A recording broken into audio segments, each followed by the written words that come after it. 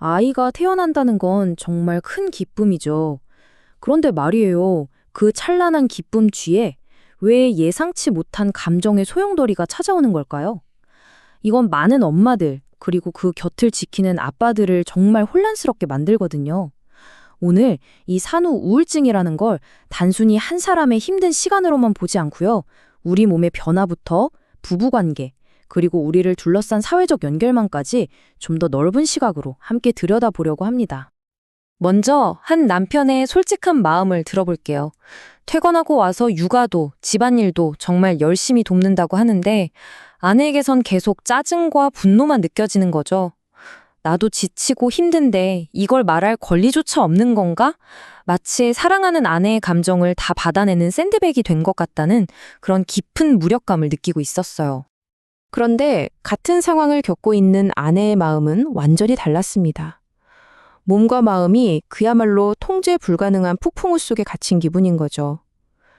남편이 그저 도와주는 사람을 넘어 이 무거운 짐을 함께 짊어지는 동반자가 되어주길 간절히 바라는데 그 마음이 가닿지 않는 것 같아 너무 답답한 거예요. 남편이 잠깐 쉬는 모습에도 배신감마저 든다고 하니 얼마나 고립된 기분일지 짐작이 가시죠. 네, 바로 이 지점입니다. 서로 사랑하는 건 분명한데 왜 이렇게 서로를 바라보는 시선은 다른 걸까요? 아기의 탄생이라는 이 축복이 어쩌다 부부 사이의 갈등과 눈물의 이유가 되는 걸까요? 지금부터 그 진짜 이유를 과학적인 사실과 데이터를 통해서 하나씩 파헤쳐 보겠습니다. 자, 우선 이 감정의 정체부터 확실히 해둘 필요가 있어요. 많은 분들이 헷갈려 하시는 산후 우울감과 산후 우울증, 이 둘은 완전히 다른 거거든요. 자, 이 표를 한번 보세요. 차이가 명확하게 보이죠? 흔히 베이비 블루스라고 부르는 산후 우울감은요, 출산하고 며칠 겪다가 2주 안에 스르륵 사라지는 산모의 80% 이상이 경험하는 아주 자연스러운 현상이에요. 하지만 산후 우울증은 얘기가 다릅니다.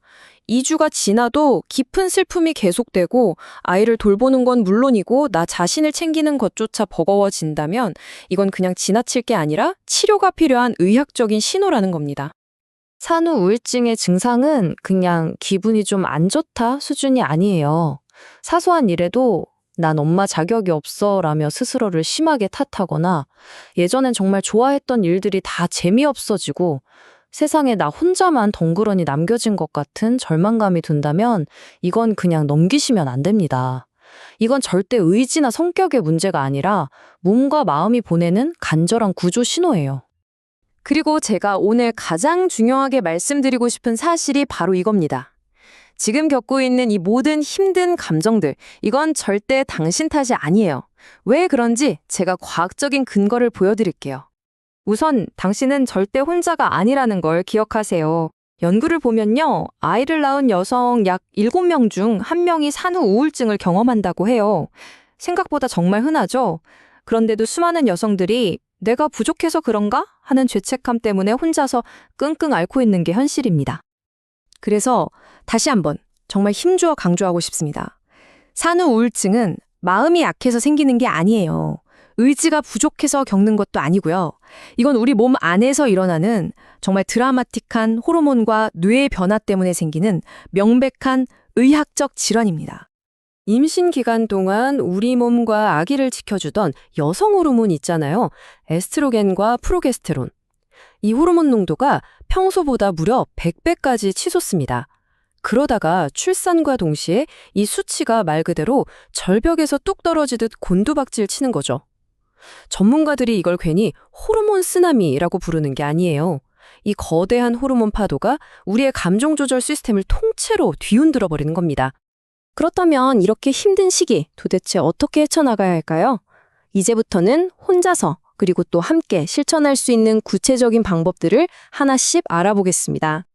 어쩌면 너무 사소해 보일 수도 있지만 회복에는 정말 큰 힘이 되는 습관들이에요.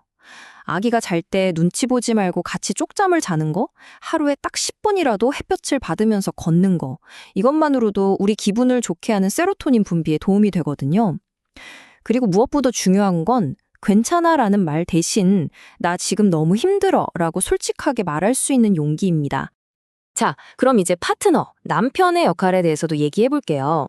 여기서 핵심은요, 아내의 문제를 해결해 주려는 해결사가 되려고 애쓰는 게 아니에요. 그것보다 훨씬 중요한 건 아내가 거친 감정의 폭풍우를 잠시나마 피할 수 있는 안전한 항구가 되어주는 겁니다. 이 슬라이드 잠시만 집중해서 봐주실래요? 왼쪽과 오른쪽 말의 온도 차이가 느껴지시나요? 왼쪽은 자꾸만 판단하고 비교하고 해결책을 주려고 하죠. 의도는 좋을지 몰라도 듣는 사람에겐 상처가 될 수 있어요. 하지만 오른쪽 말들은 다릅니다. 아내의 감정을 옳고 그름으로 판단하지 않고 그냥 그럴 수 있겠다 인정해주고 내가 옆에 있다는 걸 알려주죠. 정말 고생 많았어. 우리는 한 팀이잖아. 이 따뜻한 말 한마디가 아내의 지친 마음에 다시 시동을 거는 기폭제가 될 수 있습니다. 그런데 산후 우울증은 단순히 엄마 개인이나 부부 둘만의 문제는 아닙니다. 우리가 발 딛고 사는 사회, 그리고 경제적인 요인과도 아주 깊은 관련이 있거든요. 이걸 보여주는 아주 흥미로운 연구 결과가 하나 있습니다. 이건 2021년에 전국의 산모 3천여 명을 대상으로 한 대규모 연구 결과인데요.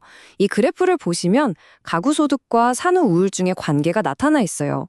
여기 선이 두 개 보이죠? 점선은 주변의 지지가 부족한 경우, 그리고 실선은 가족이나 친구 같은 사회적 지지가 충분한 경우를 의미합니다. 이 연구의 결론은 정말 놀랍고 또 한편으론 희망적입니다. 소득이 낮은 건 분명 산후 우울증의 위험을 높이는 요인이 맞아요. 하지만 만약 가족이나 친구, 이웃으로부터 충분한 지지를 받는다면 그 경제적인 스트레스가 주는 부정적인 영향을 거의 완전히 막아낼 수 있다는 결과가 나온 거예요. 다시 말해 사람 사이의 연결과 소속감이 때로는 돈보다 더 강력한 보호막이 되어줄 수 있다는 뜻이죠. 자, 지금까지 호르몬 문제부터 관계의 기술, 그리고 사회적 지지의 힘까지 알아봤습니다. 그렇다면 이 모든 걸 아우르는 이 힘든 터널을 빠져나오기 위한 가장 결정적인 한 걸음은 과연 무엇일까요? 잃어버렸던 웃음을 되찾기 위해서 우리가 가장 먼저 내디뎌야 할 그 한 걸음. 과연 뭘까요? 정답은 바로 전문가의 도움을 청하는 것입니다. 산후 우울증은 제대로 치료하면 충분히 나아질 수 있는 병입니다. 상담이나 약물 치료는 회복으로 가는 가장 빠르고 현명한 길이에요. 제가 요즘 좀 힘든데요 라고 어렵게 입을 때는 그 용기, 그 한 걸음이 바로 회복의 위대한 시작입니다. 완벽한 엄마가 되려고 너무 애쓰지 않아도 괜찮아요. 당신은 지금 존재만으로도 이미 충분히 좋은 엄마입니다. 지금 이 어둡고 긴 터널을 지나고 있는 모든 분들께, 그리고 그 곁을 묵묵히 지키고 있는 모든 분들께 이 말을 꼭 전하고 싶습니다. 오늘은 다른 누구도 아닌 오직 당신 자신을 위해서 커피 한 잔의 작은 여유라도 선물해보는 건 어떨까요?